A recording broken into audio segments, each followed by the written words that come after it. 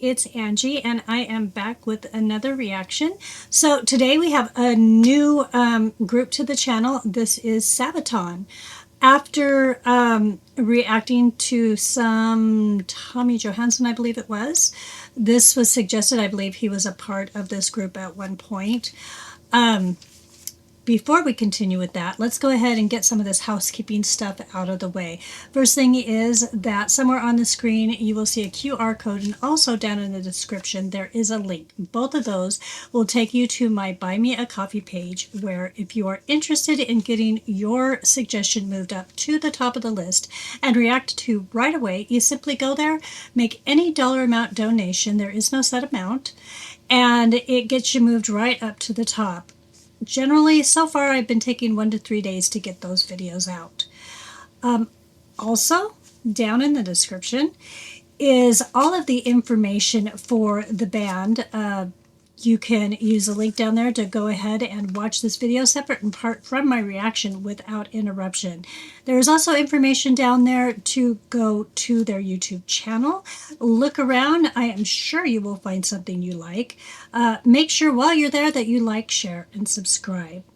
Now, with all of that being said, yeah, I think we're going to go ahead and get started. I have no idea what I'm getting into. Oh, and the title of the song would be nice to know, wouldn't it? So this song is No Bullets Fly. It is the animated version by special request, and it was requested by Jeff Wellman 2883 and Dan White Z8B. Thank you so much for your suggestion. So let's just go ahead and get started. 20th, 1943, and in the free... Okay, wait, I want to make sure I didn't miss anything, because it seems like I did. Okay. It's December the 20th, 1943, and in the freezing air high above Germany, Second Lieutenant Charles Charlie Brown is at the controls of his B-17F, ye old pub. At 11:30, approaching the target of the Fokker-Wulf plant near Bremen, the pub is rocked as 4 explosions go off right in front of the B-17. A cry comes across the intercom. "We're hit!" In the plexiglass nose, a huge hole had been made. An icy cold wind was being blown inside, making freezing conditions for the crew. Engine 2 had been hit, and co-pilot Spencer Pinky Luke let out an expletive as he noticed a huge hole in the right wing. Releasing their bombs over the factory, the crew turned to the north, planning to head over the coast, then turn west for home. With one engine out and engine 4 now faulty, the pub started to fall back from the formation with another damaged plane. Sam Blackie Blackford in the bull turret watched as it disappeared into a cloud bank. There was an orange flash in the cloud. "Bandits!" Eckie shouted as 5 BF-109s streaked from the cloud bank. Then another cry. "Bandits!" as 8 FW-190s were spotted in formation ahead of the pub. Sergeant Bertram Frenchy Coulomb in the turret shot the 190 out of the sky. The navigator, Al Doc Sadek, took out the second. Pinky reported that engine 3 had been hit. That left just one engine at full power. The BF-109s attacked the pub from behind, swarming all over. But due to the cold wind running through the pub, most of the guns were frozen.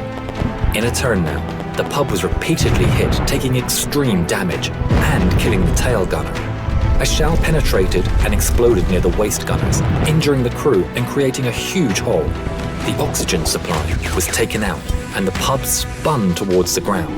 With the crew unconscious due to lack of oxygen, the B-17 fell for 4 miles. Charlie started to come around and grabbed the controls, pulling back as the plane continued to fall. 5,000 feet, 4,000 feet, 3,000 feet. Just moments from hitting the earth, the plane pulled up, almost scraping the trees as it did.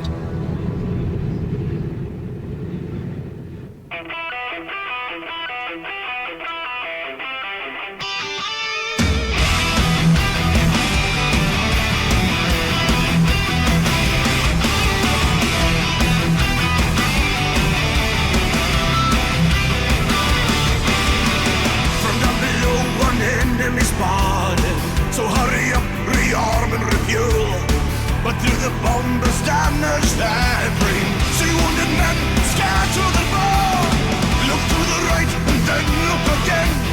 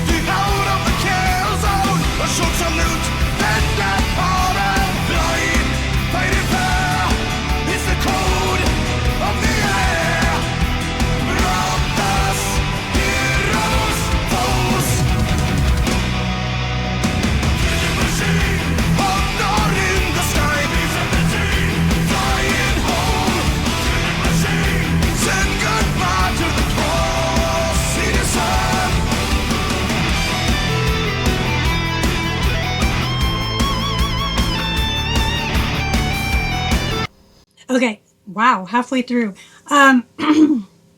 So the narration at the beginning was actually very, very good. It was well told, very descriptive. Not a story I necessarily would want to hear, but there is a reality to it. The song so far, it's good, especially the instrumentation part of it. The lyrics are good. Yeah, I'm interested to know the dynamics of this group. Who are all the members, who does what, because I was kind of expecting Tommy to be the singer in this, and obviously he's not. I think I would have actually preferred him, but that's just me. And it's the first song I've heard, so I could be way off base. I mean, I do need to listen to more than just this one song. Anyways, yes, I am enjoying it. I think there's more to hear. So let's just go ahead and continue. See the sun.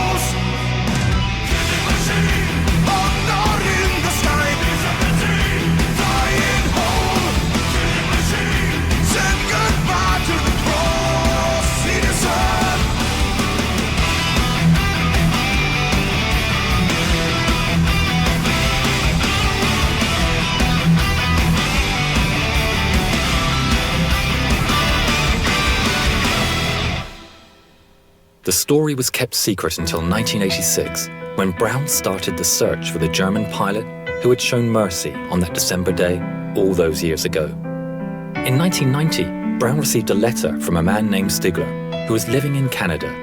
Stigler explained that he had been the pilot of the German fighter who had escorted Ye Olde Pub.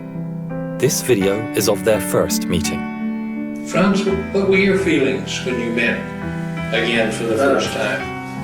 I was so happy as we met that I clapped him and hugged him. It wasn't easy.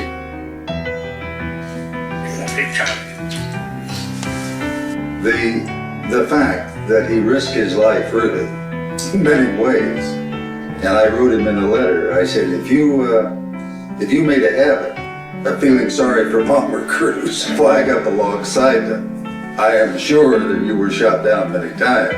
But it was not only the audacity that he came up to us and then recognizing the threat.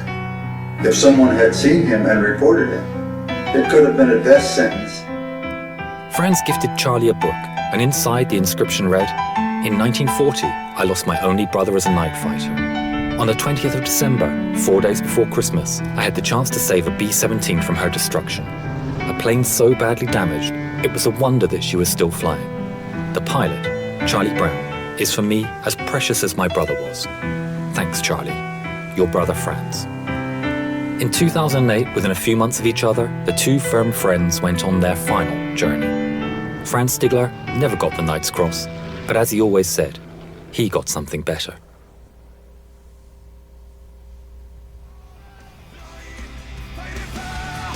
It's the code of the air.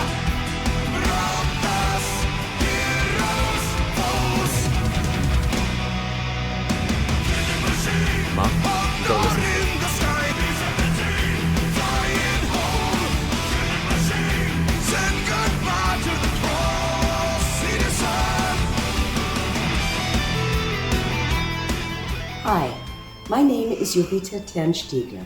I would like to thank Sabaton and your song, No Bullets Fly. Because of this, the story of my father will live on. See you on your next concert tour. Safe journey, gentlemen, and again, thank you.